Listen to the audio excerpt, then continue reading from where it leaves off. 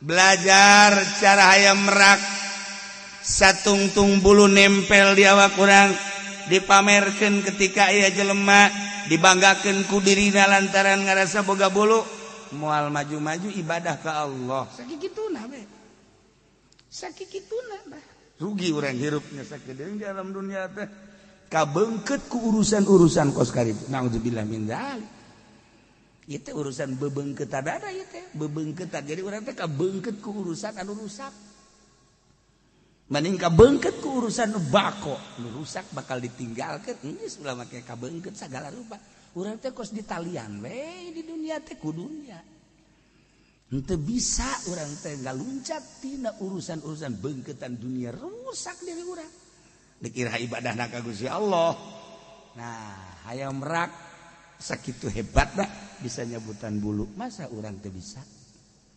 cabutan ulah dibangga-banggakeun Gusti karak ibadah ngeunaheun gara maca sholawat nikmat maca zikir ngeunaheun maca Quran nikmat salat ngeunaheun nikmat eta teh jauh urusanana aya nikmat zahir mata irung ceuli denge nikmat zahir aya nikmat ruhani mah eta tah nyambung jeung nu nyieuna eleh nikmat zahir mah ku nikmat ruhani mah beak kabeh masyaallah nikmat zahir mah kudu aya kesenangan-kesenangan zahir nikmat ruhani mah di mana bae di nu loba jelema keur sorangan penting berang ruhani balik ka nu nyieuna masyaallah Allahumma arham ummat sayyidina Muhammad Allahumma anfa'na bima 'allamtana wa 'allimna ma yanfa'una wa zidna ilma urang keur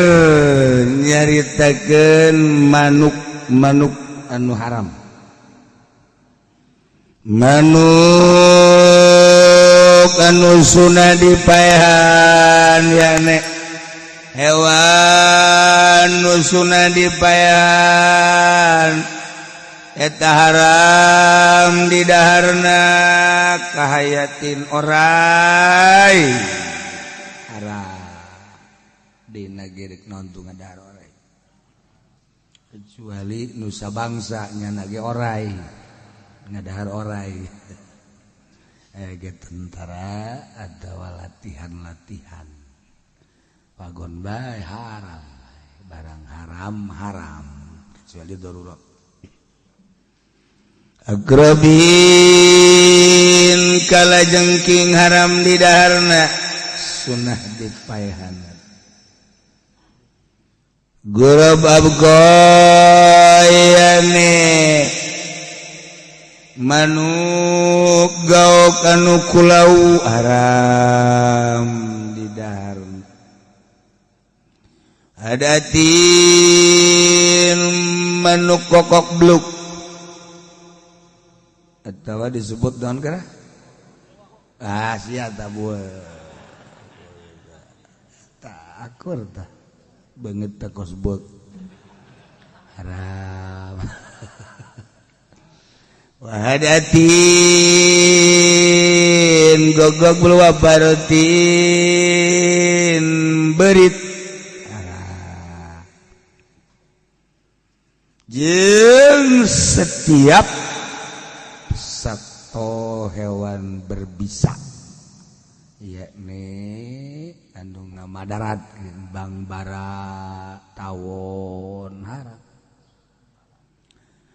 tawon nama haram kamarang haram lantaran ngabahayakeun tapi ai madu nama halal tuh kan masyaallah karim mendak ayah banjar ditaros ayah ari kuya haram apa halal gitu kunaon emang haram tah halal haram sebab hewan anu hirup di darat jeung di laut di cai aya endog deh endogna mah halal kok bisa kitu ya ari kuyana haram aya endogna halal kunaon eta bu ya oh lamun haram kabeh ujang urang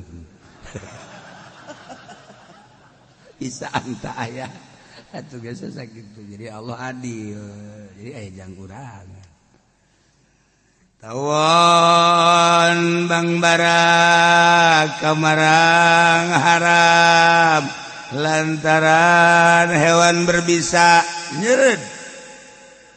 Tapi madu nama halal, bahkan jadi obat. Madu nama tuh jadi obat, Kangjeng seneng pisan nuang madu. Riet-riet madu. Hehehe, ada cagu.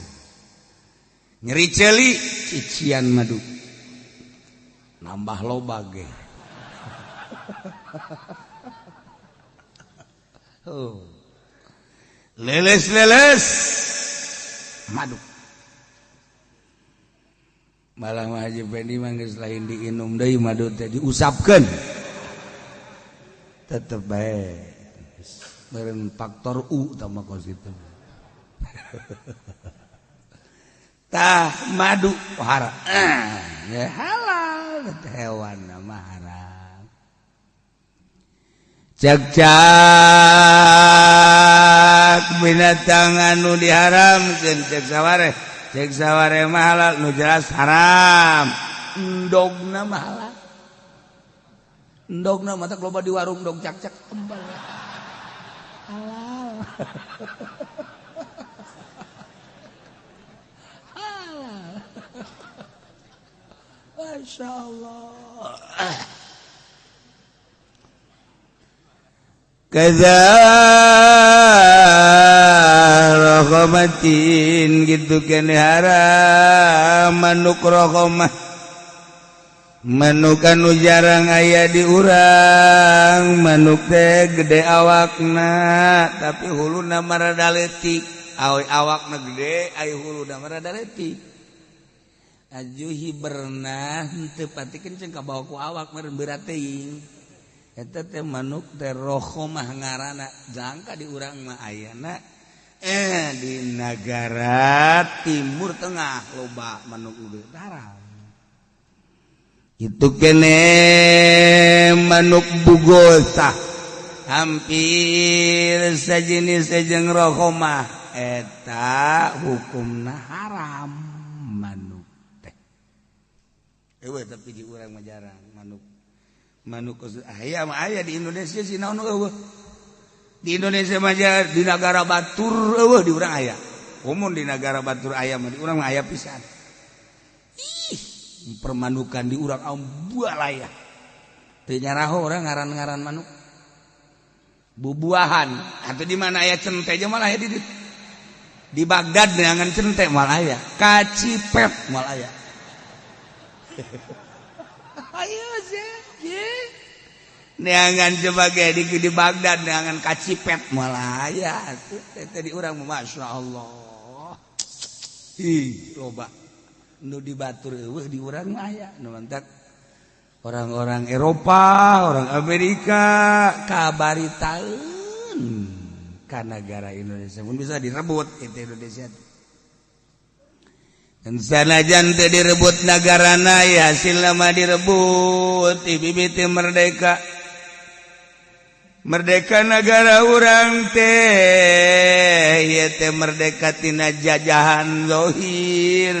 Ai jajahan batinna mah di jero tetep bae teu leupas. Ya perjanjian baheura jeung Walanda terus ngalir. Datang Amerika leuwih parah. Atuh lamun urang teu bisa mere buli-buli. Ieu dijajah deui negara urang. Eta merdeka zahirna. Silakan menjadi bupati saha, gubernurna saha, presidenna saha di negara urang. Tetapi awas sekian persen harus masuk. Oh, jadi orang teh tim itu merdeka jadi karyawan negara batu. Seperti eta lah. Mangga bae teh malah urusan pos kitu ieu. Makin gadia makin parah sebab melalui undang-undang. Itu tekanan-tekanan jang kebutuhan negara batu. ngeri lah. Sebab waduh sabaraha ribu tentara anu korban jang kemerdekaan bangsa gitu kene kolot-kolot urang baheula nu diseret nu tembak. Saya geus merdeka ku hari urang mengisi kemerdekaan teh can merdeka tapi ka ieu. Sabodo teh mah urang nyaritakeun manuk haram jeung halal bae geus. Kos kitu mah capek teh nyaritakeun kos kitu melos. Dari maranehanana ju poho ka paeh mah hayu bae terus. Mangpang meungpeung hayu bae geus terus. Penting urang mah nyaritakeun nu halal jeung nu haram. Mantak mengaji ka dararieu mah bangsa jelema anu lain pejabat. Anu pejabat mah naengkeun ngaji ka dieu. Ieu bangsa jelema. Ieu bagi suruh runtuk ngaji ka dieu. Ngajabat teu di pabrik di PHK, ngojek atuh teu boga motor, majikan marah bae, tani teu boga taneuh, imah bocor, deuk dijual teu laku.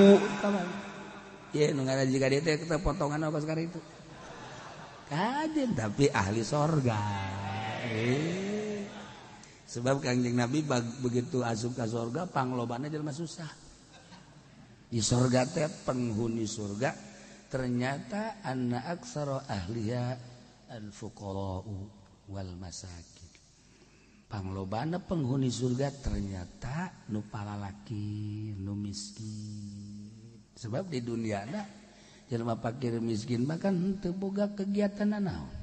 Jadi salat.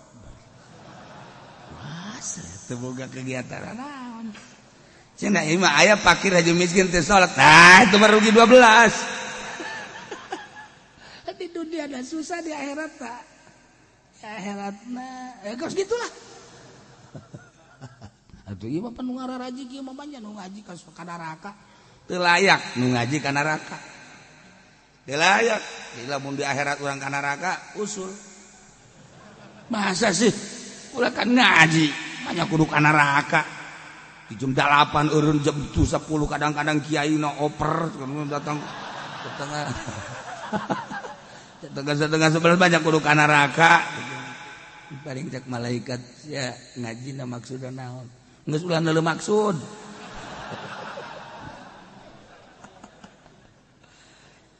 Ya Allah ya Rabb, nah iyalah urang menemah jelema sakieu ayana atuh budayang ka Allah hayang salam. Jeung mudah-mudahan salam. Wala sahu hilu bizalin nurutkeun jegal asal halal. Manuk gaog tatanduran disebutna gurub zar'in warnana hideung tak eta mah sok ngadaharan mun musim jagong nempel di tangkal jagong atawa sok ngadaharan dangdeur lamun dangdeur anu kaluhur eta di daharan da daug eta mah ngaranna halal sebab eta mah gaok tatanduran makananana makanan bubuahan. Karena biasanya hidup dari mah gaok ulau coklat. Eta mah nyamber mangsa. Eta mah nyamber mangsa ta ieu gaok dua rupa. Warnana aya anu warna kulau, aya anu warna hideung. Warna hideung ge nu sok ngadaharan tatanduran bubuahan maksudna ya jagong ya kacang dangdeur di handap ujug-ujug sok beak we tengahna teh tah nya tengahna sok eueuh ieu di daharan manuk ta eta manuk eta ngaranna gurobuzarin halal dari Babibaya haram binatang burung kakatua haram burung kakatua menclok di jendela aja nanti kadituna kadituna tinggal 2 giginya Baru kakatua haram. Sia deh. Ya, manu kakatua haram. Terima tawusin jeung haram manuk merak. Manuk tawus tewa wa tairun pitabihi alifah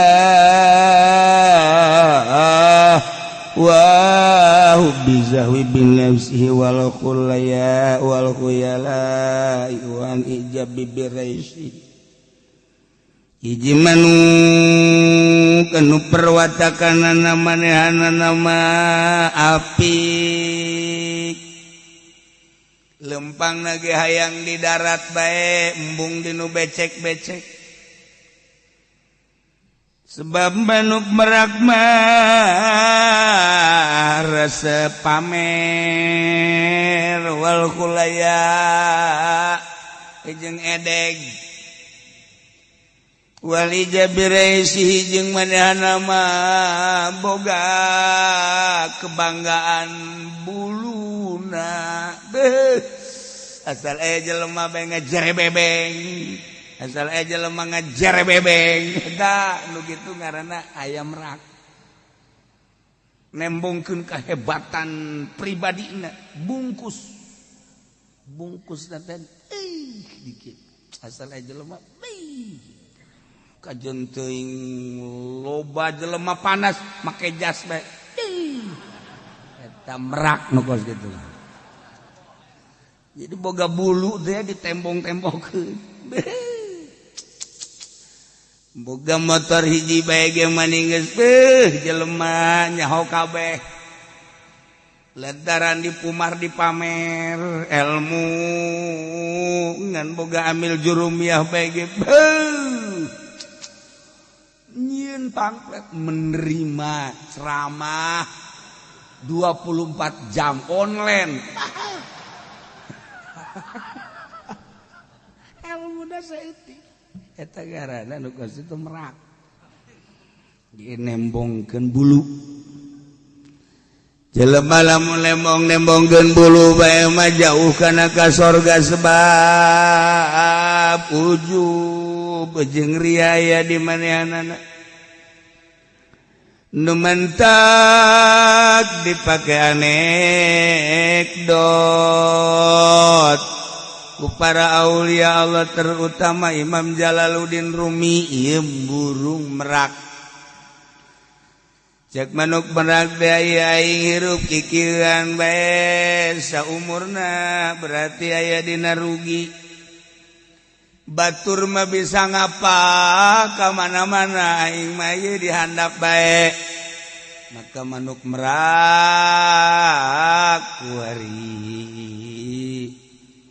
cicing di jero bahkan buluna dicabutan ku manehanana bulu menta dicabutan ka babaturan naon tuh aya merak cabutan buluna gundil jadi kuari bah geus gundil eueuh nu kudu dipamerkeun geus kulantaran cicing bae atuh nu dipamerkeun mah akhirna cicing di tempatna eta manu pada ngalayat nu sejenna lantaran merak teu pernah keluar di berbagai hutan-hutan jeung daerah lain bangsa manuk bae bangsa orai, bangsa bangkong, bangsa segala rupa ge ieu urang kaleungitan merak anu biasana pamer bae nya nama di jalan pamer bae di tempat-tempat anu terbuka tapi ayeuna mah eueuh ka mana merak eta teh kacaritakeun nyana keur lockdown dilalayan Masya Allah orenganan jelema ge kitu di mana loba pamer mah tu jelema teh di dinya sumber ria jeung ujubna bulu teh dipamer-pamerkeun boga dalil hiji ge pake muludan pake neangan berkat pohara komo aju daftar yang jadi mui kabelah itu udah manggilnya halal haram naik di partai make dalil Golkar ge baheulakan di dalilan ku kiai teh lantaran nomor kahiji petilu nomor katiluna eta adalah PDI lu di tengahna Golkar pakai dalil khairul umur ausatuha pang bagusna perkara ieu adalah nu tengah awewe ge nu paling dipake ka resep tengahna ngadalil teh kiai Golkar goblok mantak hancur-hancuran kiai Golkar salah masangkeun dalil terus saya datang ke ayeuna ge ajur jelema nu nutur partai ajur remek inting-intian rarang sadar atuh disian ngomong aing teu ngomong teu naon hayam merak kabelah dieuna eta hayam merak teh cicing bae tepi di lalayat boga kaistimewaan tadi nama ngabanggakeun bulu teu pernah berpikir ka kaler ka kidul ayeuna mah barang eueuh nu dibanggakeun sok nempok ka luhur itu panon poe tadina teu pernah neuleuh panon poe penting nempok ka luhur itu cahaya bulan Masya Allah kabelah dieuna sararopaan hewan-hewan anu sejenna tengah hormat ai baheula mah isin ku merak teh isin teh ku gindingna isin ku buluna sieun ku gindingna sieun ku buluna tapi ayeuna mah deudeuh aya merak teh geus teu boga bulu nu dibanggakeun tapi andi teu pernah ngomong teu pernah nanaon nu sejen teh masyaallah akhirna mah ngahormat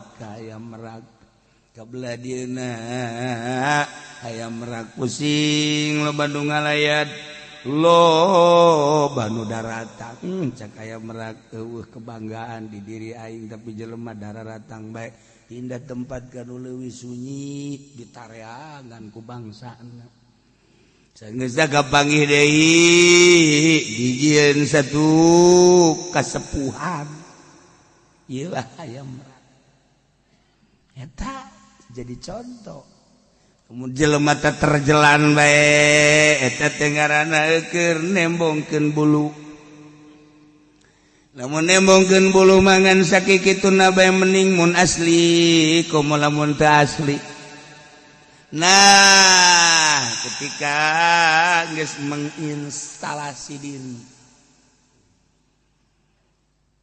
cicing lockdown iya cicing mantek iya lockdown teh sebenarnya mah jang ahli tasawuf mah atuh geus teu aneh pemerintah ngayakeun lockdown tinggalin zaman sia kami mah geus teu baheula lockdown cicing di imah biasana nyekel tasbih hiji dua tah kitu jadi dicoba kurang tanpa aya perintah ti pemerintah urang ngalockdown sorangan cabutan bulu urang salah pengertian endahannya nanya butan bulu jembut ya ngajina bari nundutan kan ngana cak kiai ge cabutan jana bulu kelek onam rada merenah ieu nu handap mending lamun lalaki mun awewe aduh Masya Allah oke pamajikan Haji Pendi ka Mang Haji Pendi tadi ngaji ditanya butan bulu nyana ngadangkak we pang nyabutankeun ka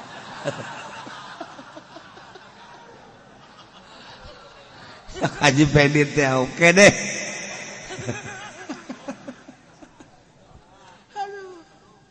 aing cek Haji Pendi dibere pagawean nu kieu ieu mah gajian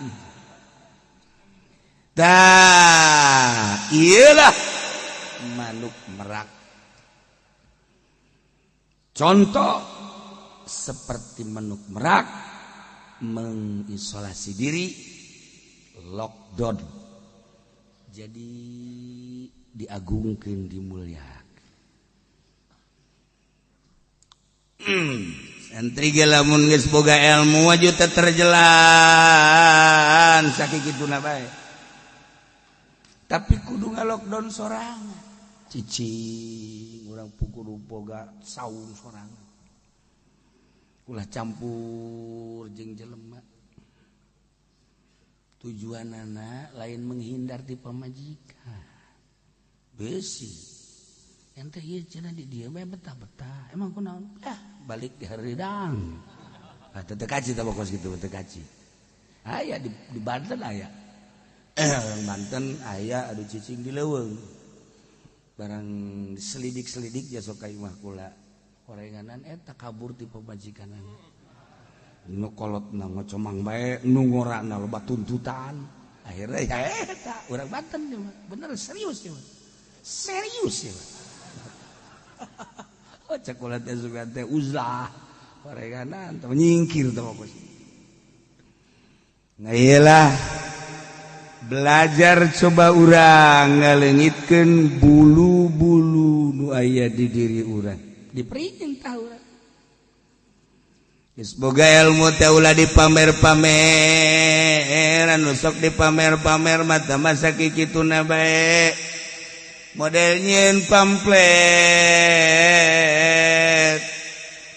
nomor kaduana modal ngayang-ngayakeun pasaran eta teh ngaranna keur nembongkeun bulu kolot baheula mah tersebut teh kitu tapi kuari mah loba dalil kan ilmiah mengejar kumaha bae eta mah ngan sakikituna baheula mah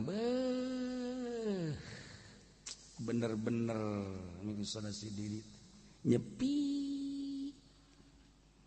penting hese ngamanggihan kiai anu ti penting mal kapang kuari mah di jam sabaraha bae kapangi bahkan menerima jam berapa saja konsul loh daun gitu garanna teh online eta kos kitu teh kiai teh hese bae kapangi jeung kiai etalah nyarana eker jabutan bulu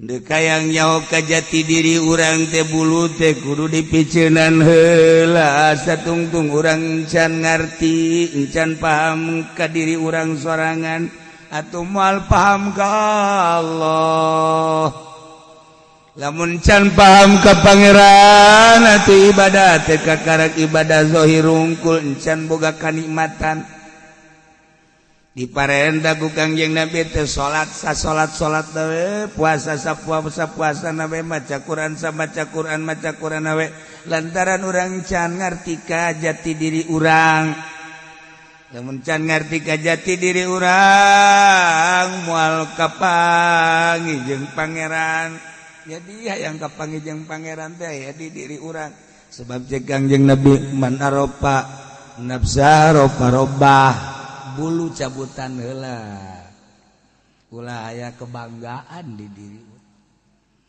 urang bangga ku ilmu hijab bangga ku gagah hijab bangga ku turunan hijab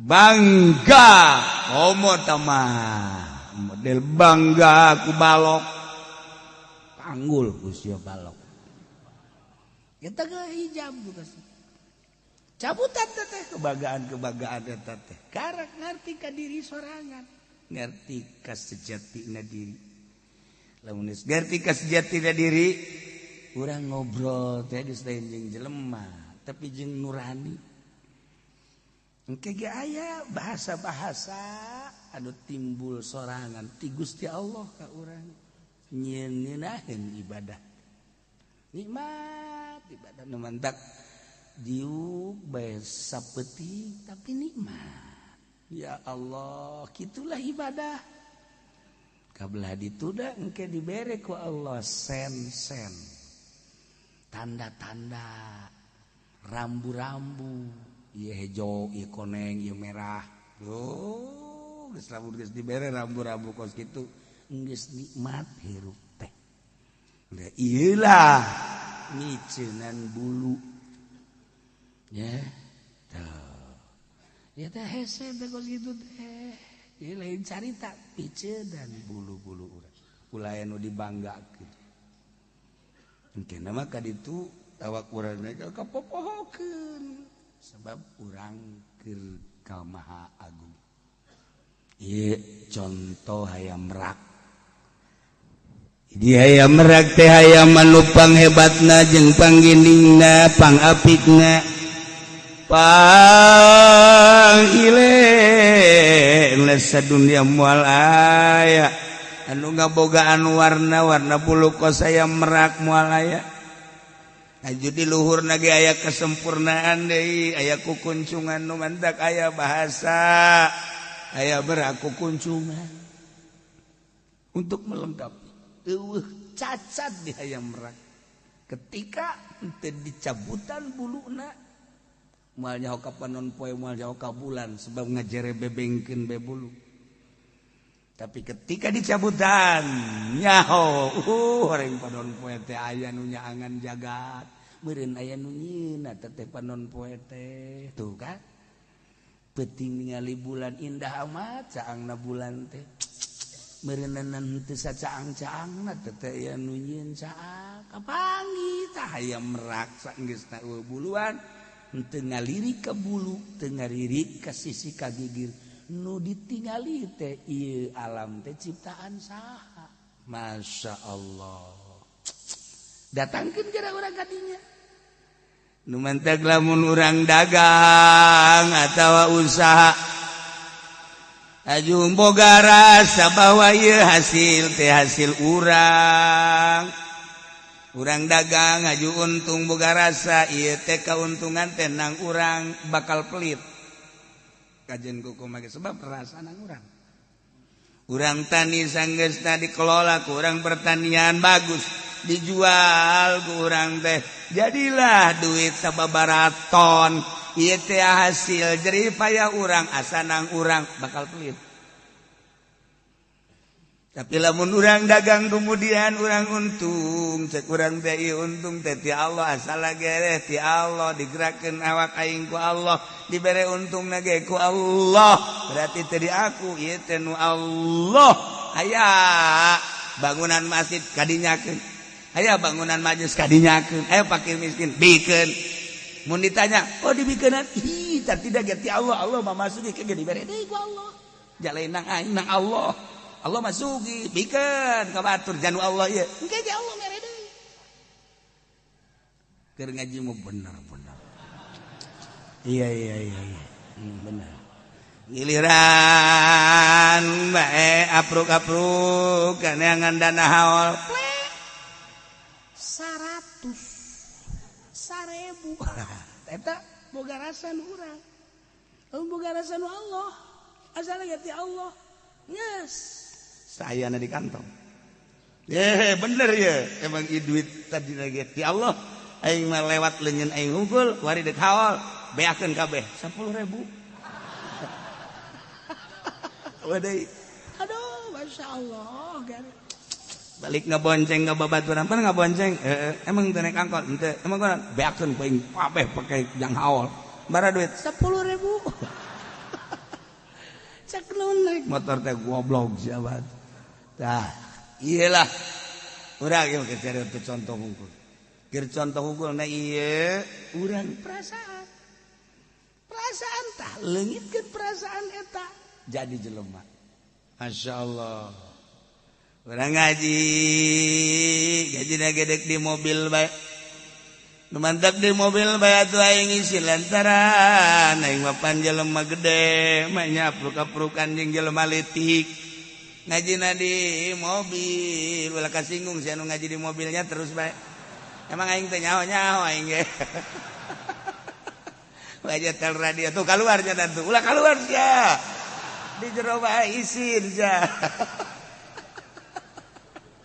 sebab awakna gede ya haji deui lantaran garasa jelema gede embung campur tapi ilmu mah butuh hijab teh nogos itu moal jadi jelema bener maksudna moal jadi kesayangan Allah sebab naon aya hijab antara dirina jeung nu sejen ka hijab kurasa aing mah pejabat sugih dokter jeung sajabana eta ngaleungitkeun kos kitu hese dipodoli diondang lamun diondang kudu susah mah bebejana ge flu aduh teu bisa hadis jangan keur flu kanu sugih mah flu ge datang bae eta hijab aduh lain podoli ieu podoli nu seje ngan guru nama ieu hijab ke cerita hijab mah eta mah contoh doang kurang ka Allah teh ka hijab ku macam-macam mantap kudang di peuting teh berat eta teh hijab ketika orang hudang barang deuleu jam 2 masyaallah itu penting teuing ya lamun urang haju mandi tahajud isuk meureun tunduh kabela jam 3 golepak deui hijab eta teh boga perasaan gitu teh aya di diri urang nu hijab ngahalangan Masya Allah kan tas belangkeun hudang bentar ya jam 2 ya Allah ya Rabb dihudangkeun beureun ku Gusti Allah manan kitu ge aing kita tahajud awak aing nu Allah tunduh ge nu Allah burigas ge nu Allah kuat nu Allah urang jadi posisi ge nu Allah ya Allah ya Rabb mal pati-pati abdi hudang jam 2 lamun lain dihudangkeun ku Gusti eta mah nu gandeng-gandeng nu ngarobrol tamah sabab doang jaloba jelema anu gandeng kagandengan ge teh hudang malah nutupan ceuli abdi mah ieu hudang geus abdi deuk pasrah ka Gusti Allah awak abdi nu Gusti dihudangkeun ku Gusti boga kuat Gusti menta abdi kakuatan ka Gusti ya beres insyaallah tunduk tah mah perwatakan sia tah mah urang teh kurang tas belang sebabna hijab tunduh isuk urang tunduh eta isuk besi tunduh hijab mantap piceunan bulu bakal ngeunaheun ibadah urang hirup di alam dunia teh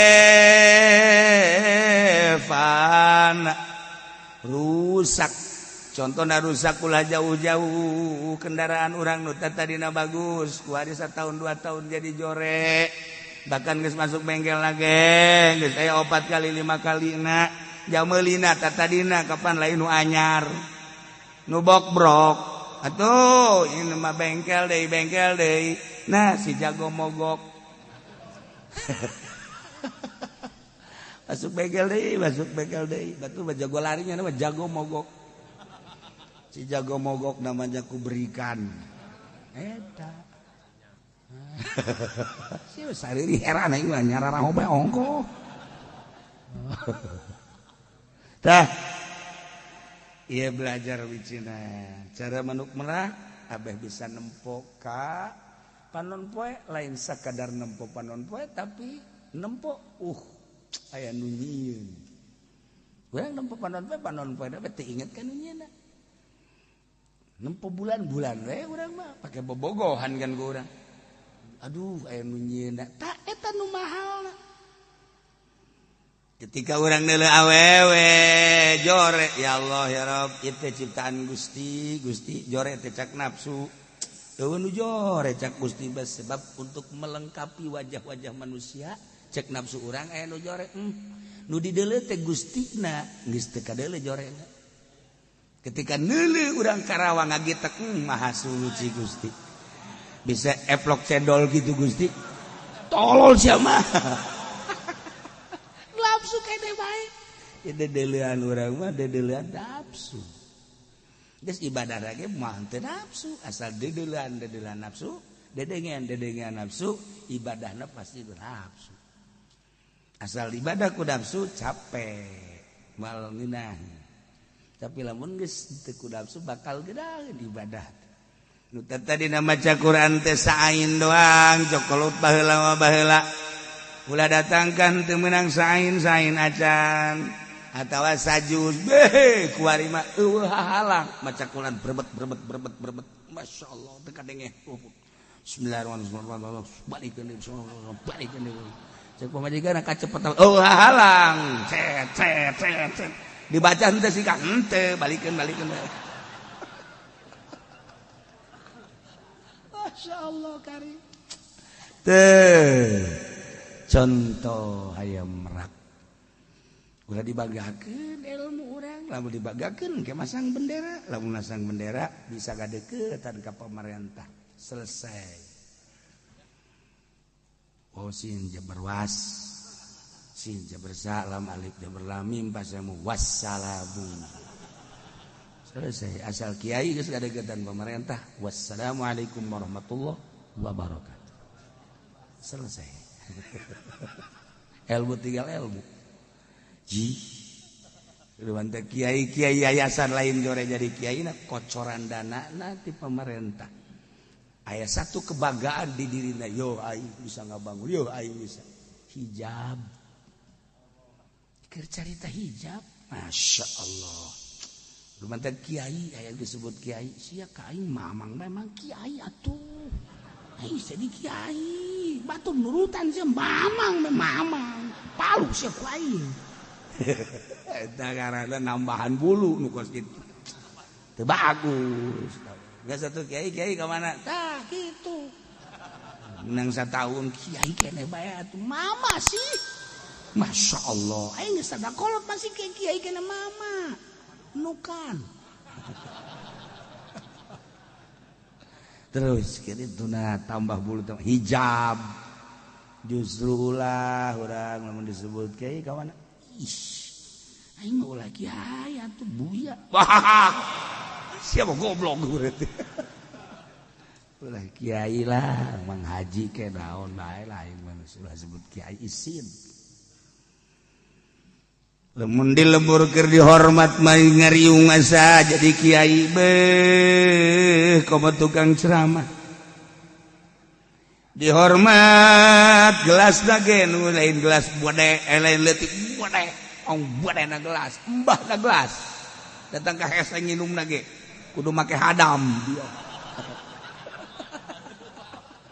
teu bisa diangkat ku sorangan eta kan leuwih teuing tapi bangga bo aing jadi kiai kopi aya susu aya beh teh manis aya segala rupa komo aku bata mah akan ditawaran nanti bawa geus ku kiai teu aku mah kadi loba bangga urang teh ngarasa jadi kiai di riungan kos kitu giliran bae aya masalah kiai gua saya jelema aju ditolak tolakna bara tolak 3 aju kumaha aju nyanana ngahiji bae mah hayang balik DB diruju bae ku ji keke masalahna kumaha nya itu anu ngamenangkeun di mauk mah tolak 3 jadi tolak hiji.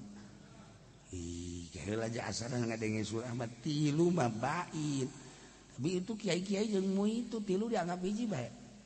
Aing kamari mah aing asa jadi kiai. Tapi barang aya masalah. Duh, embung aing dikiaikeun ieu. Kiai ieu nu maot aju anak eueuh nu maotna teh ieu teh salakina pamajikan geus teu heula anakna eueuh mamangna eueuh wana eueuh hartana loba kumaha tah kiai hartana ji atuh bawa bae sih ka dieu sial teh kiainya aing puyang jakeuna ieu kabari mah asa jadi kiai aing bareng aya masalah hese tah jadi rarasaan jadi kiai teh lamun keur dihormat kira-kira aya nu nanya masalah mah masyaallah hes. Kiai, ya kalau boga wudu aya jelema boga wudu, aju hitut. Adu batal. Nah, ieu mah hitutna keluar bukur. Eta si batal teh nya. Nyaho nya. Jadi kita mun keluar bukur mah wallahu alam. Kiai blon teh kiai.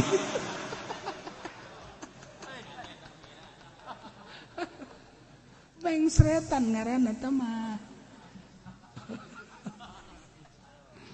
Tah, bulu belajar cara hayam merak satungtung bulu nempel di awak urang dipamerkeun ketika aya jelema dibanggakeun ku dirina lantaran ngarasa boga bulu moal maju-maju ibadah ka Allah. Sakikituna we. Sakikituna bah. Rugi orang hirupnya sakitu di alam dunia teh kabengket ku urusan-urusan kos karib. Naudzubillah min dzalik. Ieu teh urusan bebengket ada ieu teh, bebengket jadi urang teh kabengket ku urusan anu rusak. Mending kabengket ku urusan nu bako, nu rusak bakal ditinggalkeun, geus ulah make kabengket sagala rupa. Urang teh kos di talian we di dunia teh ku dunia. Henteu bisa urang teh ngaluncat tina urusan-urusan beungketan dunia rusak diri urang. Dikira ibadahna ka Gusti Allah. Nah, hayang merak sakitu hebatna bisa nyabutan bulu. Masa urang teh bisa cabutan? Ulah dibangga-banggakeun Gusti. Karak ibadah ngeunaheun gara maca sholawat nikmat, maca zikir ngeunaheun, maca Quran nikmat, salat ngeunaheun nikmat. Nyaritakeun ngeunah salat teh puyeng. Aing mah kiai cenah nyebutna ngeunaheun salat yang perlu pegel da aing mah. Ih, tuh eta teh jauh urusanana. Aya nikmat zahir, mata, irung, ceuli denge nikmat zahir. Aya nikmat ruhani mah eta tah nyambung jeung nu nyieuna. Eleh nikmat zahir mah. Ku nikmat ruhani mah beak kabeh. Masyaallah. Nikmat zahir mah kudu aya kesenangan-kesenangan zahir. Nikmat ruhani mah di mana bae, di nu loba jelema, keur sorangan, peuting, beurang, ruhani balik ka nu nyieuna. Masyaallah. Nikmat tengah hiding keur kumaha. Iya. Kebanggaan piceunan. Hendak mal bisa tah pejabat mah. Tapi urang mah ieu jelema susah bisa. Pejabat mah ngaleungitkeun bulu-bulu jabatan, bulu tahta, bulu-bulu kebanggaannya hese keur ngajabat. Rasa aing aya bae, aing teh ketua, pan aing teh kepala, pan aing teh mun jenderal, pan aing teh jenderal. Aya bae. Eta hijab aya jelema nu susah. Naon nu dibanggakeunana? Nu mantak cak Kangjeng Nabi, pang jelema pang bloon-bloona susah tapi teu ngaku susah. Eta bloon teh mah geus. Sarua jeung aki-aki geus kolot masih zina keneh bae. Bloon teh mah pang bloon-bloon aja ablaul bloon. Nah, iya susah tapi bergaya sugih. Susah teu ngarasa susah. Sebab naon? Atuh kunaon teh dipiceunan bulu. Geus susah mah nemah we kieu susah. Geus nikmat ibadah ka Allah. Piceunan bulu-bulu. Urang anas jadi kiai gede henteu, jadi ustad doang di lembur ge. Hiju ku batur di ustad-ustad, bangga urang. Geus selesai. Tah bulu piceunan. Teh keur cerita hayam rak hukumna haram. Wa tahiluna matun jeung halal manukoswari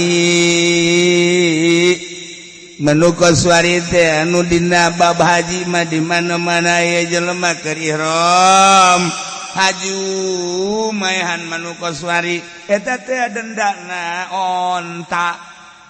Manukoswari mah gede segede embe bisa ditumpakan. Manukoswari mah bisa ditumpakan gagah padahal manuk. Padahal disebut lagi manuk kan segede embe lah lamun gede mah. Tah ditumpakan biasa kuat manuknya. Padahal mah naon kadang-kadangna sukuna paling geus sabelahan ieu teu biasa sukuna. Tapi bisa ditumpakan. Disebut lagi manuk onta. Manuk koswari teh badak lamun maehan eta dendana onta. Jadi di Taman Safari. Atau kuari direkrut lah besi dekat Taman Safari, urang babarengan yang celengan. Lah cenah kiai sapira ka Taman Safari, kudunya yang celengan. Endek neuleuh manuk koswari doang hiji. Os kumaha tah manuk koswari teh?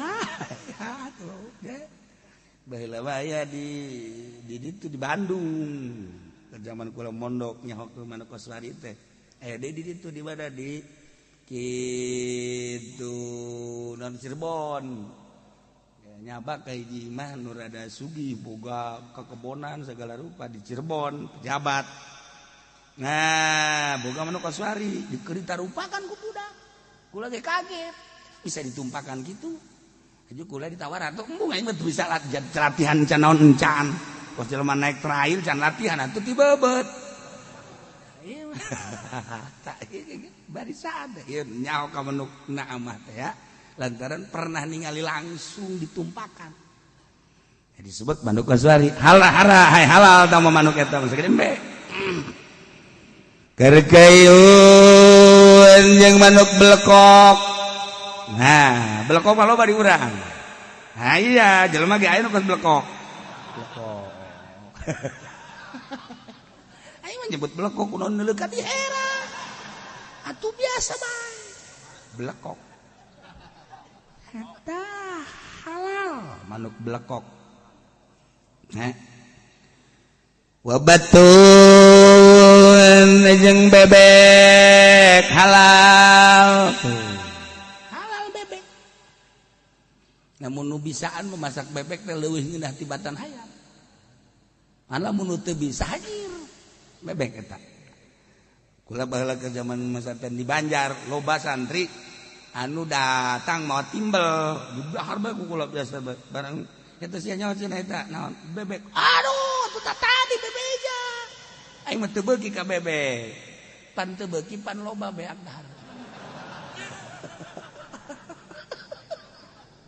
Teu beuki ge lamun nyaho, lamun teu nyaho mah beuki.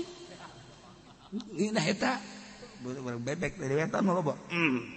Di Jawa, nyaho ieu teh nyaho atuh di suguhan dahar bebek. Masyaallah, seungit ngeunah. Beres bae geus cicing we. Tadi dahar ngeunah amat teh daging bebek. Ya. Atuh kunaon lain bebek jati tadi. Ngeunah.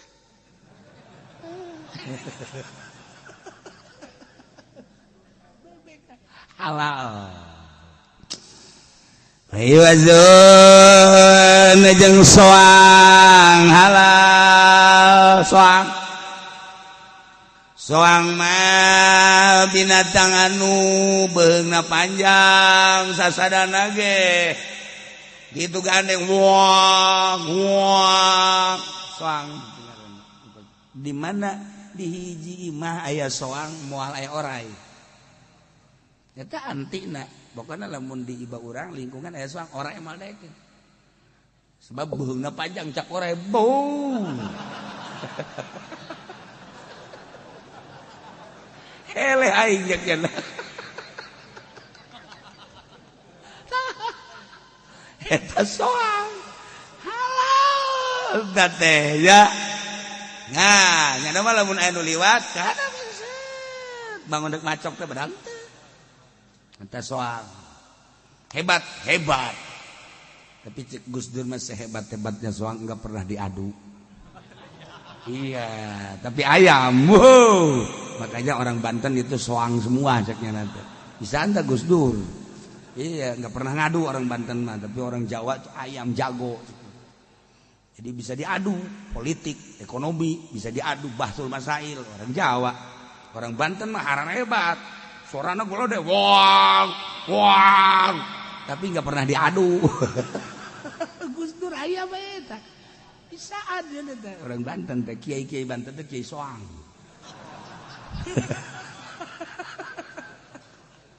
Aya beta Gus Dur masya Allah kan. Segilek-segilekna bisa ada Gus Dur aja ya Allah ya Rabb. Masya Allah. NU dengan PKNU. Ya kan? Ya partai NU itu kan sama-sama dari NU. Iya sama-sama, tapi NU mah kan kalau keluar dari boolnya itu telur. Kalau PKNU mah tainya. Teu beres NU. Teu beres Gus Dur mah. Atuh geus we tungtung nama. Atuh eueuh masa bae. Eta kan nu dipimpin ku Syukron Makmun. Teu bisa ngomong deh, sebab nama tai NU. Tai ayam. Maksudnya sagilek-sagilek bisa ada. Aduh, sama-sama si NU, cuman tainya. Aya we. Pokoknya orang jeung Gus Dur teu pernah beakeun. Teu pernah beakeun. Eta bae jelema ti Jawa Timur naik kereta turun di Semarang, lain turun datang ke Semarang, nyeri beteng, hayang ngising, ya otomatis kan mesti tinggalin kereta, turun di handap, jadi ngising di rel dirinya.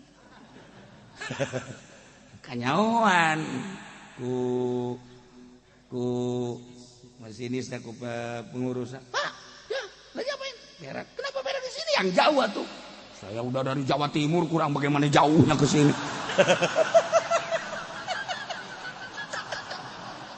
Gitu beres ya Gus Dur mah. Moal menang sih aja dulu wae. Apa? Ada tukang masinis. Oke sih, ya udah dah, semaunya lu dah. Masya Allah. Aduh. Bener tapi salah ya Pak. Dari bisaannya saja dari ya Allah ya Rabbi. Itu benar ya di Jawa Timur jauh atau ke Semarang. Kurang bagaimana jauhnya saya. Aduh. Pengurus kereta gitu bisa ngomong udah. Bakal sama lo.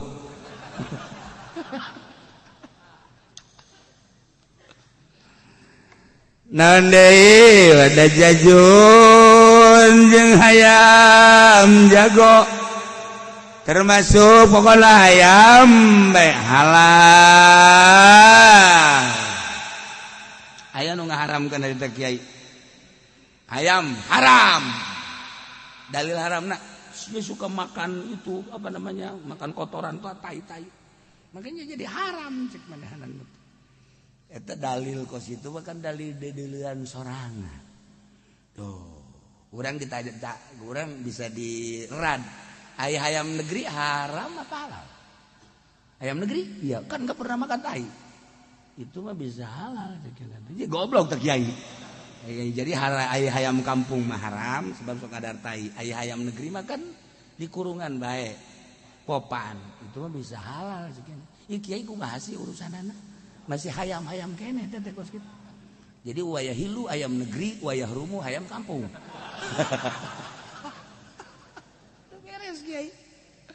Ya halal wa hamamun wallahu a'lam.